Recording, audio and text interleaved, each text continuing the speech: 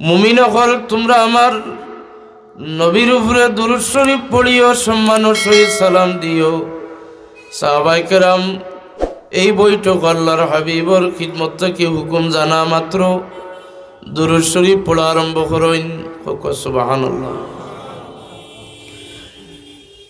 এমন এক মুবারক এক হুকুম, অন্যান্য হুকুমর তামিল করতে হইলে মানুষের নির্ধারিত সময় লাগবো। এবাদতে মালি বদনি কয়েকটা শামিল করিয়া এবাদত বন্দেগী করা লাগবো। কিন্তু আল্লাহর হাবিবর উপরে দুরূদ শরীফের যে হুকুম, এই হুকুম তামিল করতে হইলে কোনো মানুষে কোনো একটা সময় সুযোগ, কোনো মাস, কোনো সময়, কোনো মকবুলক এই ধরনের কিচ্ছু লাগে না। যে সময় হুকুমটা পড়া শেষ হইব, ইয়া আইয়ুহাল্লাযীনা আমানু সাল্লু আলাইহি ওয়া সাল্লিমু তাসলিমা, তখন আপনারা কিতা করেন? আমরা হুকুম আমল করা আরম্ভ করি দেই। জুড়ে করে হোক সুবহানাল্লাহ। এর কারণে কইলাম মুবারক এক হুকুম, মুবারক এক তামিল আমরা করি। সাহাবায়ে কেরামে করছেন। আল্লাহর হাবিব বেজার হয়ে যায়, চেহারা মুবারকের রং বদলি যায়।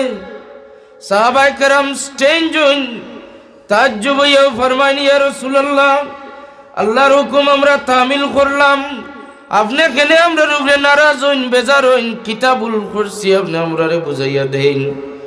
আল্লাহর হাবিবে উঠিয়া ফরমান, এই ধরনের বখিলর দুরূদ শরীফ আমার উপরে পড়িও না। সুবহানাল্লাহ। সাহাবায়ে কেরামে যে সমস্ত জ্ঞানী, যে সমস্ত ইলমের অধিকারী, উসুলে তাফসীর জানেন, উসুলে হাদিস জানেন, ইজতিহাদ করবার ক্ষমতা আছে, সৈয়দুল মুফাসসির, রইসুল মুফাসসির সাহাবায়ে কেরামের মাঝে মওজুদ থাকা সত্ত্বেও এর বাদেও একজনে তর্ক করেন না। গুস্তাখি হইব ডরাইয়া, বেয়াদবি হইব ডরাইয়া, জবাব একটাও দেন, ওয়াল্লাহু ওয়া রাসূলুহু আলাম। ইয়া রাসূলুল্লাহ, দুরূদ শরীফ সম্পর্কে পড়তাম কিলা ইতা বেশ জানি না, আল্লাহ আল্লাহর রাসূলে আমরার থেকে বেশি জানেন। ও জব আর আমার যে আয়াত পড়েছিলাম, ইন্নাল্লাযীনা ইয়াগুদ্দুনা আসওয়াতাহুম ইনদা রাসূলিল্লাহি উলাইকাল্লাযীনা ইমতাহানাল্লাহু কুলুবাহুম লিত্তাকওয়া, ও আয়াতটা আপনারা সেট করিয়া বাড়িতে লইয়া গেলে ফায়দা হইব। বিশিষ্ট সাহাবী ওগুলোর উত্তর হইল, আল্লাহু ওয়া রাসূলুহু আলাম, আল্লাহ আল্লাহর রাসূল বেশি জানেন, এর চাইতে বেশি আমরা জানি না।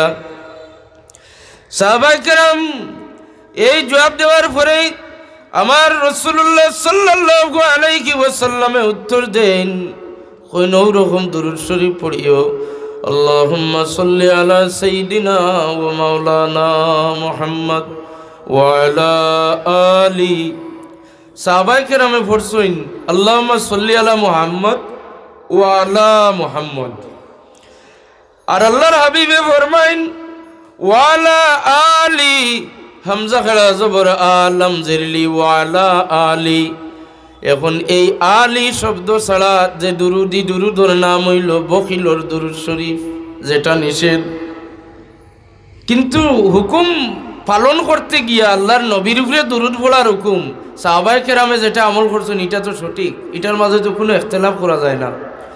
আবার আল্লাহর রাসূলে কেনে ফরমাইন, আল্লাহর যাতে তো হুকুম দিতে কেবলমাত্র নবীর উচ্চারণ করুন, যে আমার নবীর উপরে আমি আল্লাহ পড়ি, আমার ফেরেশতা সকল লইয়া, ও মুমিন সকল তোমরা পড়িও। তাহলে এই জায়গাত নবী এখানে হামজা খাড়া জবর আল আমজলি আলি শব্দটা লাগাইন। আল্লাহর হাবিবে ফরমাইন, তোমরা দুরূদ শরীফ পড়লে তোমরা আমার আল, আমার আহলে বাইত, আমার খানদান, আমার সঈদ, আমার সাদাত, আমার পরিবার দে তোমরা দুরূদ শরীফের মাঝে শরীক করিও। কন্যা সুবহানাল্লাহ। ওয়া আলা আলি সাইয়্যিদিনা ওয়া মাওলানা মুহাম্মদ। অন্য হাদিস শরীফ নমাজের বিভিন্ন নমাজের যদি হাদিস শরীফের মাঝে নমাজের দুরূদ শরীফের ক্ষেত্রে যদি আপনি হাদিস চান, প্রায় সব হাদিস শরীফের মাঝে এক দুরূদ শরীফের তালিম, সেই দুরূদ শরীফের নাম দুরূদে ইব্রাহিমি। নমাজ একমাত্র খার, নমাজ একমাত্র আল্লাহর, নমাজ একমাত্র আল্লাহর। আর নমাজের মাঝে আল্লাহর হাবিবে যে কিছু কিছু আমরার ফায়দার লাগে আমরার ছুটাইবার লাগে উদ্ধার করবার লাগে নেক আমলের মাঝে অন্যতম হইল দুরুদে ইব্রাহিমি। এখন দুরুদে ইব্রাহিমের মাঝে কেবলমাত্র নবীর দুরুদ শরীফ হইতো, এখানে তো আর কেউর করার কথা নাই, যে এটা একটা ক্ষমতা আল্লাহর হাবিবর আসিল। সুবহানাল্লাহ।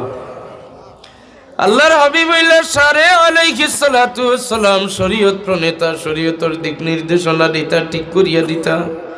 আল্লাহর হাবিবে